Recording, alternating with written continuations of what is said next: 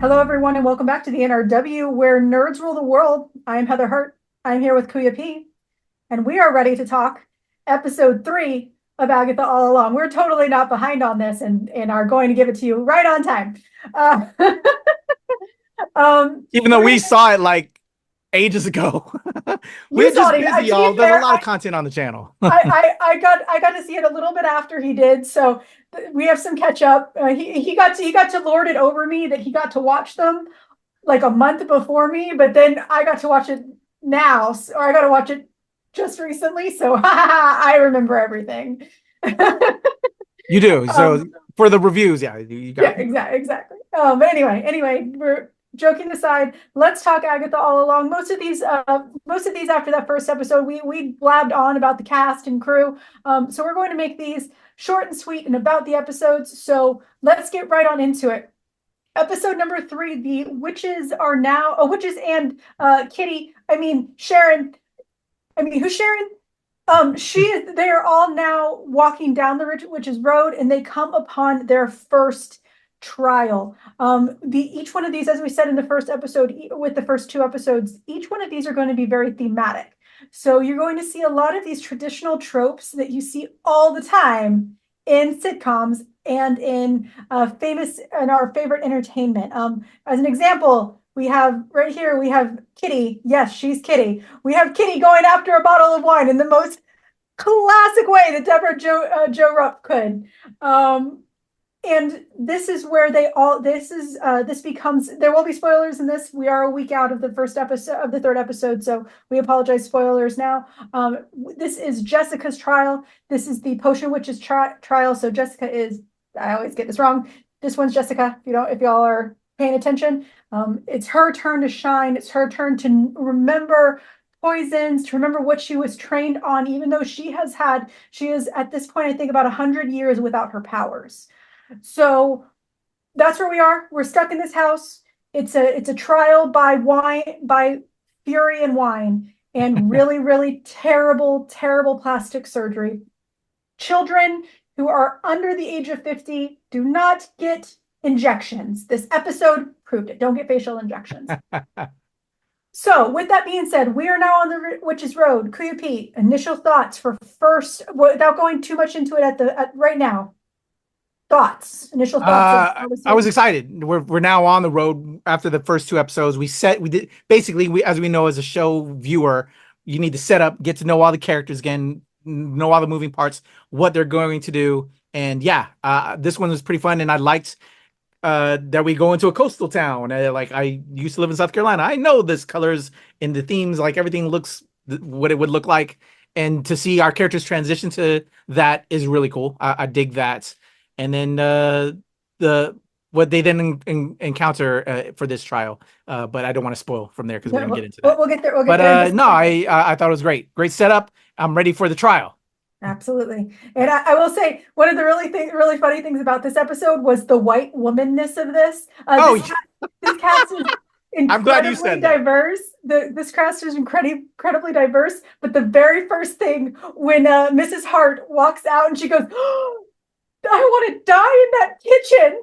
I'm like, which is kind of funny, by the way. I want to die in that kitchen. I'm like, girl, same. I want that kitchen. Most white woman episode ever. And that's saying a lot because this cast is probably the most diverse cast. And we've had some really diverse Marvel stuff. This is probably the most diverse cast out there and in the MCU right now. And it's really exciting. In it though, let's get into the episode itself. Once again, spoilers, you ain't gonna run away from them. During this time, they drink a poison, and it is up to Jessica to try and save them all. This poison makes them do everything from pop up real wide to start hallucinating.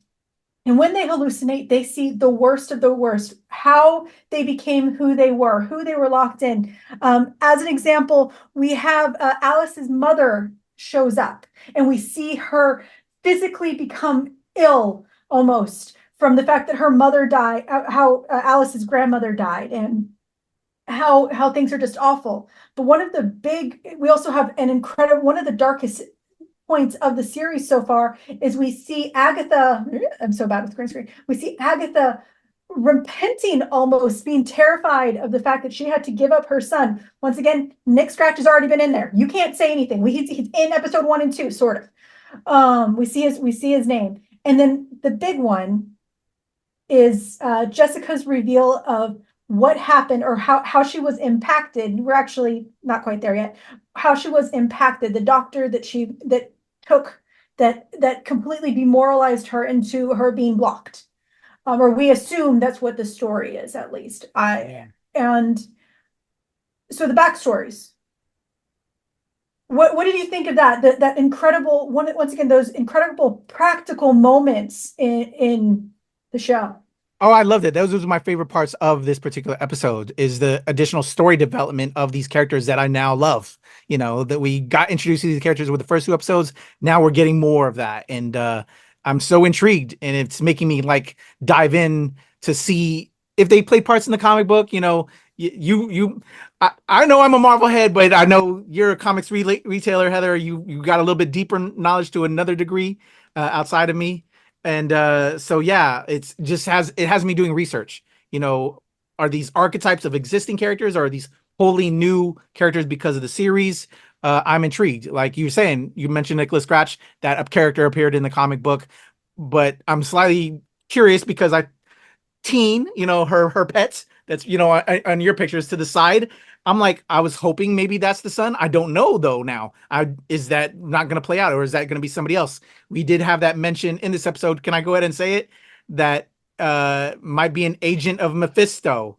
That was it. Did she say that the teen, or that, or go ahead, Heather? I'm trying to remember. She said, so Jessica, that one. Yes. Well, warning, that one. Yes. Really good at green screen.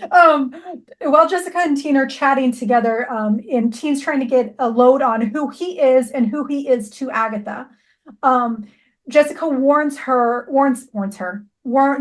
of the chances of the fact that Agatha gave up her child for the Darkhold, which we knew this. This is something from WandaVision. And it's one of those where during that, she says that all important name that we have been waiting, that conspiracy MCU theorists have been saying for nearly a decade, Mephisto. And if you are a comic book fan, we know that Nick Scratch is an emissary of Mephisto. We do find this out. So we do now have those 2 connecting points. We saw Nick's name in the first episode, and now we have our first official introduction to Mephisto in this story. And yes, she says that he is, that he might be an emissary. He might be dead. He might be all these things. We don't know. You're a comic book person. You do, though. You do. So yeah, I love the further development of these characters that we are going to go on this journey along the Witch's Road. And I'm a little worried towards the end. And again, we're going to, you know, we can't spoil because it's been out now. We are going to miss one now, possibly. I don't know. I can't remember the 4th episode because you did too, right? We did see the first 4 episodes. So I don't know, but I also feel that things might change along the Witch's Road too. It could. We have so I just want to say goodbye is my big thing. I'm enjoying this ensemble. I think that was the big thing I said last episode. Yes, what he is missing last time, what he is saying, Mrs. Hart, in the very final few moments of the 3rd episode, it is confirmed that she has died. We don't know why. Maybe it'll be said so in the 4th episode. We don't know. We can't say that. We don't know.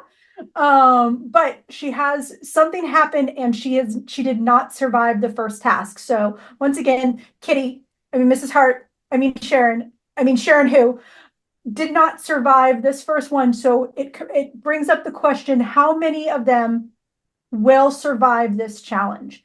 And so Kuya P, we are now one episode down the road of the 7-part of the 9 episodes.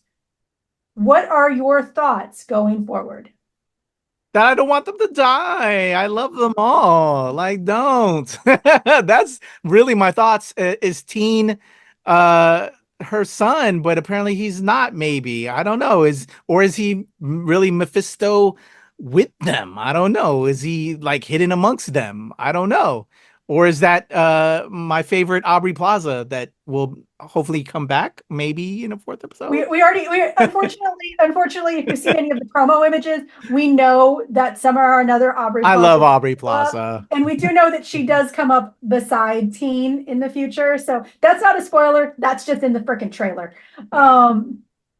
With Oh, that being said, uh, I I'm do. just on for the ride, Heather. I'm loving what we got in the further development. I just don't want to see them all go, but it has to happen in order for the story to progress. If it has to happen, we don't know. It doesn't necessarily, it does not. And we'll get into it in the next episode. We'll get Yeah. into some of those rumors, but I will My say, biggest thing is he amongst them? Is Mephisto possibly amongst them? Possibly. is he? That's kind of like an idea that I have. That's actually something we don't know. Yeah. But with that being said, and my final thoughts for this, I'm very excited. I'm loving the series. The fourth episode, I've been waiting for literally a month for people to see the third episode, and then this awful thing happened. Please, for the love of everything that is Marvel, Marvel goodness, do not go and look up the Funko info that was leaked. I know that this will make people go look it up, but please don't. Please don't seek out that information, because what was leaked isn't supposed to be released apparently until the seventh or eighth episode, like almost the end. It might even be the end. And it's unfortunate because I now know who Teen is. I already know who Teen was. If you were a comic book person, you know who Teen is. But it's one of those where you find out who, not only who Teen is, you also find out who another character is, and you don't want to know it. Let yourself just enjoy the ride, enjoy this show. Don't worry about spoilers. Don't worry about researching. Just do it and have fun. That's one of the great things about a show with half the characters made up. Enjoy yourself along the way. Completely agree. Thankfully, I've avoided it all, and Heather hasn't spoiled it for me, so I am staying away from it all. Yeah. And I can't wait. Can't wait for this ride. All right. All Cool, right. cool. With that being said, remember Agatha All Along premieres every Wednesday at 9 p.m. 6 Central on Disney Plus. We will be back with episode 4 later this week. Bye, guys.